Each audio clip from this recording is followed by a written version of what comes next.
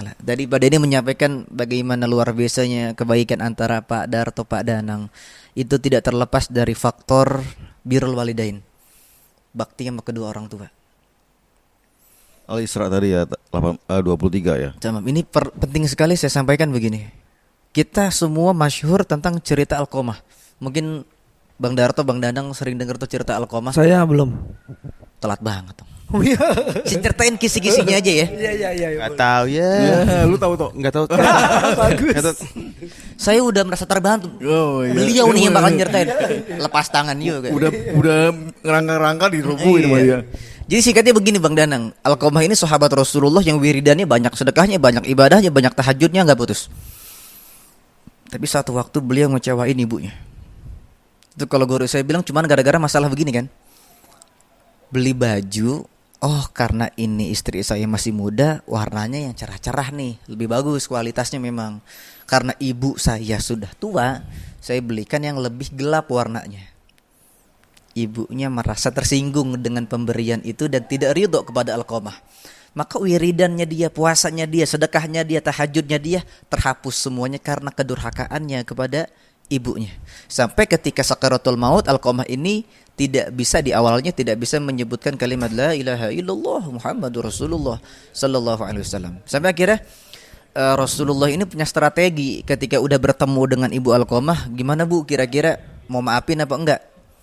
Pertama masih agak sakit hati ibunya ini karena kamu tuh lebih milih istri kamu ketimbang saya. Memang agak sensitif ya antara ibu kita dengan istri kita tuh agak sensitif memang. Rasulullah tuh akhirnya nyuruh ke sahabat gini. Bilal, Ammar, kamu kumpulin kayu bakar.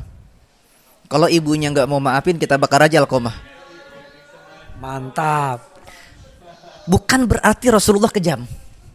Tapi Rasulullah begitu paham bahwa semarah-marahnya seorang ibu kepada anak, semarah-marahnya ibu kepada anaknya jauh lebih besar sayangnya. Ya Rasulullah, tolong saksikan. Wahai semua kaum mukminin, saksikan. Siapa yang tega ngelihat anaknya dibakar. Saya maafin Alqamah, saya kasih ridho kepada Alqamah. Akhirnya ketika ibunya kasih maaf, kasih ridho, baru dia bisa mengucap kalimat la ilaha illallah Muhammadur Rasulullah. Dari kisah ini kebanyakan orang cuma ngambil gini, jangan jadi anak durhaka. Ya bagus. Bagus banget. Tapi kita lupa bahwa ketika Rasulullah memerintahkan kepada para sahabat untuk ngumpulin kayu bakar, Rasulullah menekan kepada setiap orang tua untuk mudah memberikan maaf, mudah memberikan ridho kepada anak. Kesian anak-anak kita kalau kita jadikan tameng durhaka. Karena yang bisa durhaka tuh juga orang tua ke anak kan, Pak Ustaz? Yang megelin bukan cuma anak, kadang kebanyakan zaman sekarang orang tua juga megelin. Iya. Artinya gini, nyuruh kepada anak yang bukan kapasitasnya. Contoh gini deh, contoh kecilnya nih ya, kalau di kampung-kampung ya. Anak baru PAUD udah disuruh ke warung. Secara hukum fikih kan jual beli itu nggak sah. Iya. Karena belum dewasa si anak ini, belum balik. Akhirnya dia pulang, kembalinya kurang 1.000, habis dimaki-maki anaknya. Anak sendiri dimaki-maki loh. Gara-gara duit 1.000. Gara-gara duit 1.000. Betapa jauhnya cara membina kita dalam rumah tangga dari caranya Rasulullah Sallallahu Alaihi Wasallam. Atau kadang anak kita udah mau nih nurutin perintahnya kita, tapi kurang maksimal nih, ada 1-2, ya wajar lah kekurangan ya. Kamu gimana sih disuruh gitu aja nggak bener? Emang dasar kamu tuh nggak pernah becus disuruh ayah. Hati-hati ini kalimat. Kamu tuh bukan anak baik. Aduh, hati-hati ini kalimat. Kalau kita sadar setiap orang tua itu diberikan mandat yang besar, ibaratnya senjata pamungkas, jangan dipakai buat ngelakain anak. Pakai buat ngedoakan. Kesian anak-anak kita. Iya, mulut orang tua tuh luar biasa ya. Luar biasa. Jadi jangan sampai ya Allah. Percuma lu sholat mulu kalau masih kurang ajar. Bukan begitu cara berpikirnya ya Allah. Cara berpikirnya begini. Ya Allah, mudah-mudahan dengan dia sholat, Engkau bimbing dia, bantu dia buat bakti kepada saya. Ini enggak, ketika anak itu kurang, yang dilihat kurangnya bukan kebaikannya. Iya. Habis semua kebaikan. Percuma kamu. Jangan. Kesian anak-anak kita ya. Nah, lanjut ke pertanyaan Pak Denny. Bagaimana kalau kita ini sudah punya istri? Apakah kewajiban kita yang pertama kepada ibu atau kepada istri? Ini menarik, ini penting. Karena maaf ya, kasus perceraian di Indonesia pada khususnya itu terjadi karena kecemburuan antara istri dengan ibu. Kepada ibu. Gitu ya. Gini, Nabi SAW mengatakan man faddala zaujatahu ala ummi fa alaihi la'natullah. Siapa yang ngeduluin istrinya ketimbang ibunya maka baginya laknat dari Allah taala. Artinya kewajiban bakti seorang anak meskipun dia telah menjadi suami tetap berlanjut kepada ibunya. Kita mesti mendidik istri begini. Aku ini ya, ketika bakti kepada ibu aku, bukan aku tidak puas dengan cara kamu merapikan atau mengurusi rumah tangga. Enggak, bukan. Tapi ketika saya bakti kepada ibu saya membantu anak-anak biar mudah berbakti kepada kamu.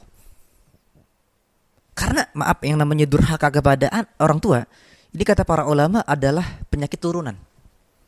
Jadi kalau ada anak perilakunya kurang baik kepada kita gitu pada ini ya, itu dikarenakan perilaku kita yang kurang baik kepada orang tua kita. Gitu ya. Kenapa lu? Gue inget anaknya Bang Denny loncat ke punggungnya. Itu berarti gara-gara lu. Gara-gara lu juga durhaka lu. Itu langsung kecetit gua. Mungkin dulu beliau pernah koprol di depan ibunya. Funky koprol tuh. Panggil Panggil kopral kopral. dong. Ya. Kebanyakan gini kan, istri itu gimana ya? Istri itu beranggapan ketika suaminya itu berbuat baik kepada ibunya seakan-akan dia itu jadi nomor 2. Padahal bukan begitu. Padahal kasih sayang tertinggi dari seorang suami adalah ketika dia berbakti kepada ibunya dengan niat agar anak-anaknya mudah berbakti kepada ibunya selaku istri kita. Jadi teladan kan, berarti anak-anak ngeliat bapaknya kan. Betul. Sebab kan gini ya. Kita sering dengar yang namanya ibu al-madrasatul ula, pendidik Sama. Tapi jangan salah, ayah tuh al-uswah al-ula. Contoh pertama. Lihat anak-anak kita deh. Ngaji, ayah juga gak ngaji. Memang omongan itu lebih didengar dari ibu. Tapi contoh paling dilihat ayah. Itu ya. Nah, maka dari itu kita mesti Saya ngedidik. ngaji dulu ya guru. Enggak gitu. Enggak langsung. Jadi Jangan tertohok. terburu-buru, jangan. Gini kan saya sholat duha dulu salah ini malam. Udah malam. Di Rusia bisa. Oh iya. Kita mesti bilang sama istri kita gini, kelak yang paling berhak mendapatkan bakti dari anak-anak itu kamu, bukan saya. Karena Nabi bilang 3 kali kan, ya Rasul, siapa orang yang paling mesti saya hormatin? Umuka 3 kali kan? Ibu. Saya justru sedang mencintai kamu, menyayangi kamu saat saya berbakti kepada ibu saya. Saya ingin melihat kamu itu mendapatkan kasih sayang dari anak-anak kamu. Itu yang pengen saya lihat. Gak mungkin cemburu istri kalau udah kita gituin. Sehingga keharmonisan antara ibu kita dengan istri kita, antara menantu dengan mertua akan tercipta. Sehingga dengan hal ini saya harap itu, dengan harapan yang sangat dalam bahwa perceraian itu bisa terminimalisir. Sebab kalau kerusakan sudah terjadi di lingkup rumah tangga, itu akan menyeret kepada lingkup kecamatan, sampai kepada nasional, bahkan sampai kepada dunia. Asosiasinya lagi-lagi sama itu sih ya Ustadz ya. Siapa lebih disayang, juara 1, juara 2, asosiasinya kayak gitu terus. Selalu Nggak ada pernah peringkat manusia itu. Iya, nggak pernah ada langsung kerjasama gitu. Begitu, betul. Gitu. Padahal kan dalam Quran, ya, hunna libasul lakum wa antum libasul lahun. Suami pakaian bagi istri, istri pakaian bagi suami. Kebanyakan di antara kita tidak menjadi pakaian tapi jadi gantungan pakaian.